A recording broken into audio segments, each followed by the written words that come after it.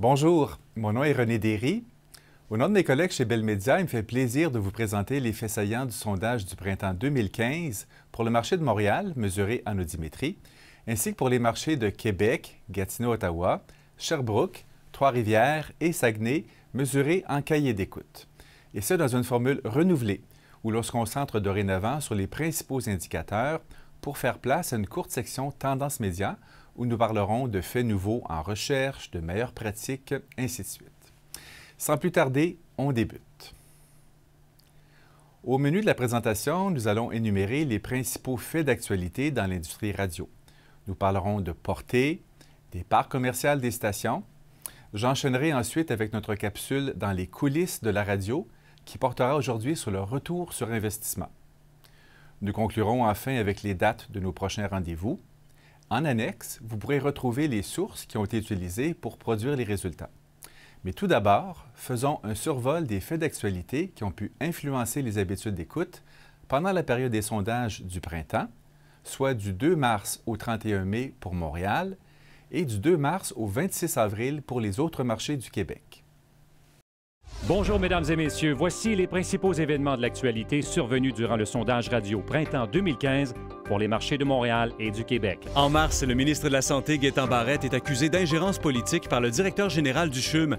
Jacques Turgeon claque la porte, mais revient rapidement à ses fonctions. Quelques jours plus tard, les étudiants débarquent dans les rues de Montréal et de Québec pour dénoncer les politiques d'austérité du gouvernement Couillard. Le ministre des Finances, Carlos Leitão, dépose son budget le 26 mars. L'opposition dénonce l'austérité, mais le ministre parle de rigueur. Toujours en politique, le Parti québécois remonte dans les sondages avec l'élection du nouveau chef Pierre-Carl Péladeau. Au final, il devance les députés Alexandre Cloutier et Martine Ouellette. Justice maintenant. La Cour suprême du Canada interdit au maire de Saguenay, Jean Tremblay, de faire une prière lors de la réunion du conseil municipal. Le 21 avril, le ministre fédéral des Finances, Joe Oliver, dépose un budget équilibré à seulement 6 mois des prochaines élections. Au sport maintenant, les Canadiens de Montréal éliminent les Sénateurs d'Ottawa en première ronde des séries éliminatoires, mais se sont inclinés au second tour face au Lightning de Tampa Bay. La fièvre du baseball s'empare de Montréal avec la présentation de 2 matchs des Ligues majeures au Stade olympique les 3 et 4 avril.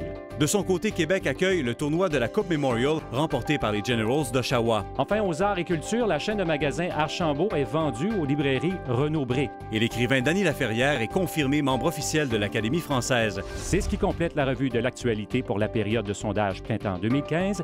Ici François Coulombe-Giguère. Ici Étienne Félix pour Bell Media. Maintenant, quels ont été les faits saillants dans l'industrie de la radio pendant les sondages de printemps?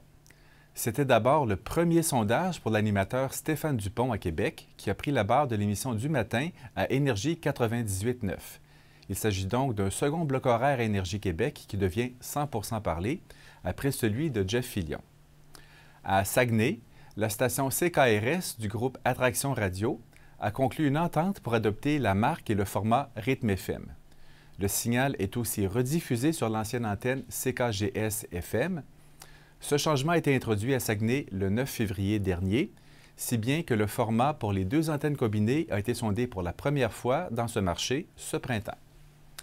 Rythme FM a aussi été introduite en Abitibi le 9 mars en remplacement d'un format existant. On connaîtra ses premiers résultats au sondage de l'automne prochain. Enfin, après 20 ans à faire rire les Montréalais et le Québec tout entier, les Grandes Gueules ont animé leur dernière émission à Énergie le 8 mai dernier. Parlons maintenant de la portée du média radio. À ce sondage, et la tendance continue de se maintenir, on remarque que la radio rejoint la quasi-totalité de la population à chaque semaine.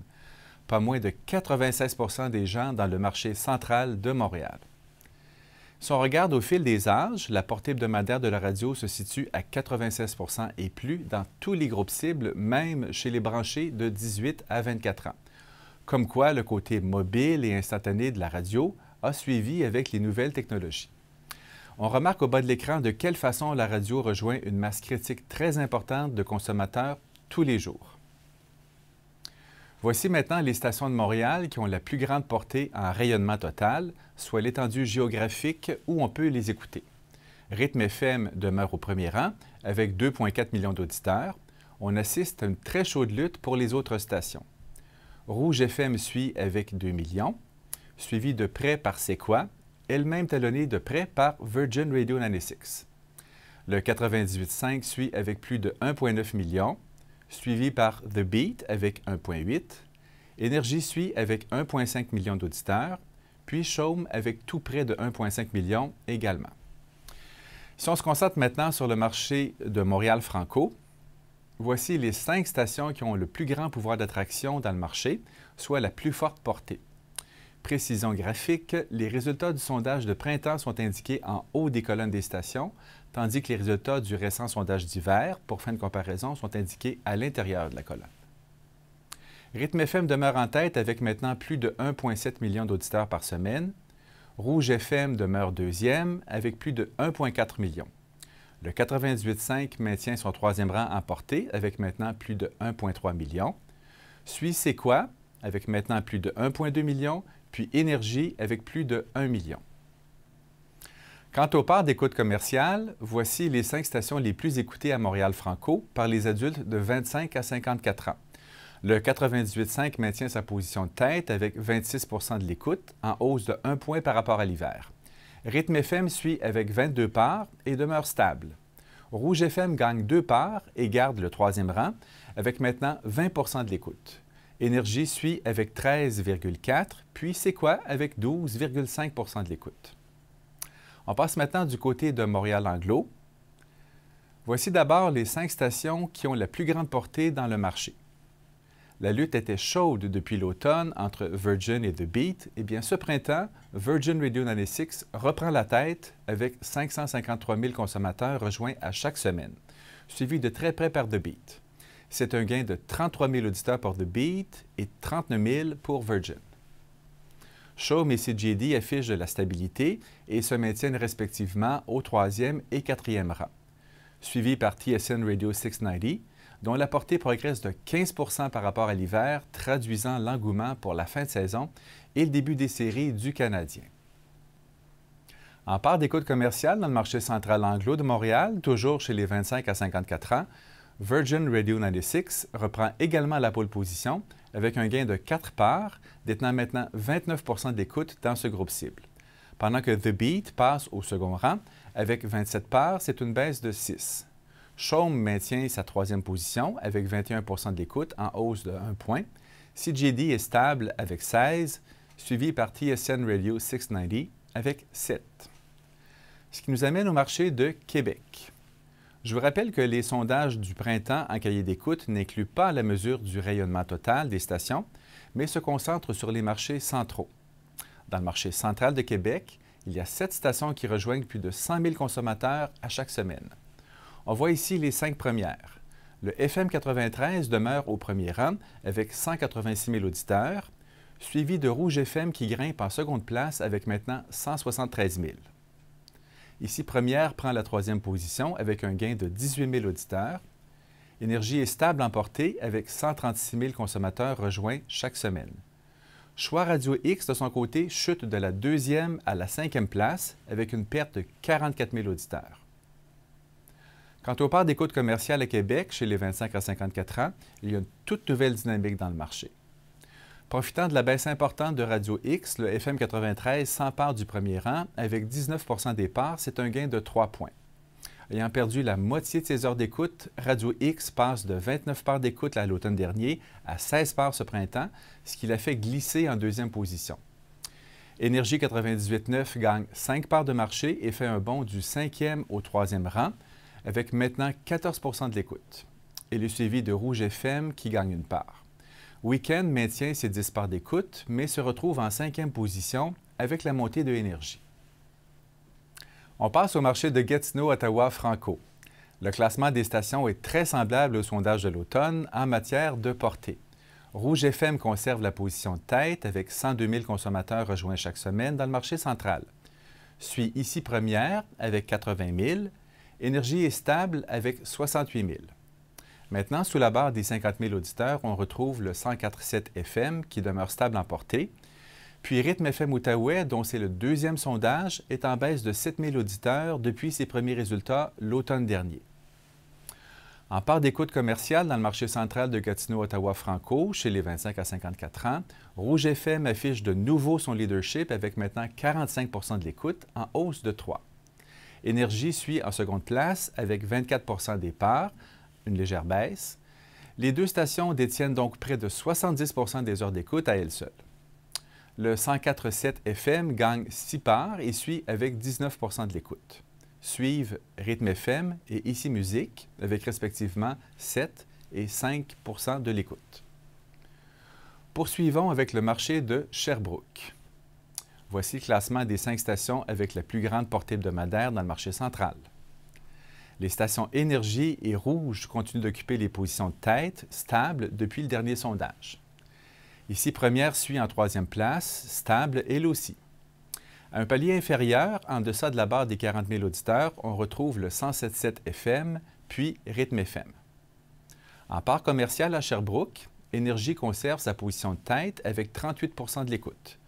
Rouge FM suit au 2e rang avec 27 Les deux stations détiennent ensemble les 2/3 de l'écoute du marché. Le 107.7 FM gagne 4 parts et passe en 3e place, pendant que Rythme FM en perd 4 et glisse en 4e position avec 11 parts. Maintenant, Trois-Rivières. Sur le plan de la portée, dans le marché central de Trois-Rivières, Énergie demeure la station avec la plus forte attraction, rejoignant 40 000 consommateurs chaque semaine. Rythme FM garde la 2e place, nez à nez avec Rouge FM, avec toutes les deux 30 000 auditeurs. Suivent Ici Première, puis le 106.9 FM. Quant aux parts d'écoute commerciale dans le marché central de Trois-Rivières, chez les 25 à 54 ans, Rythme FM s'empare de la première position avec un gain de 11 points depuis l'automne et détient maintenant 43 des parts. Énergie passe en 2e place avec 30 parts d'écoute, c'est une baisse de 7. Rouge FM demeure 3e, affichant une stabilité avec ses 17 parts. Le dernier marché dont nous parlerons aujourd'hui est celui de Saguenay.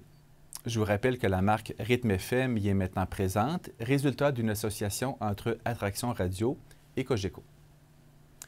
Le rang des stations en termes de portée dans le marché central demeure le même. Rouge FM conserve la première place avec 55 000 auditeurs rejoints chaque semaine ce printemps.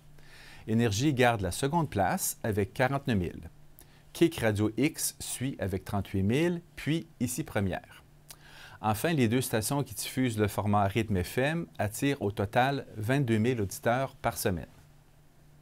En matière de parts d'écoute commerciale à Saguenay, Rouge FM maintient sa position de tête avec 34 parts de marché, une baisse de 3, suit Énergie en baisse de 3 également avec maintenant 30 de l'écoute. Kick Radio X perd 4 points et détient maintenant 20 parts.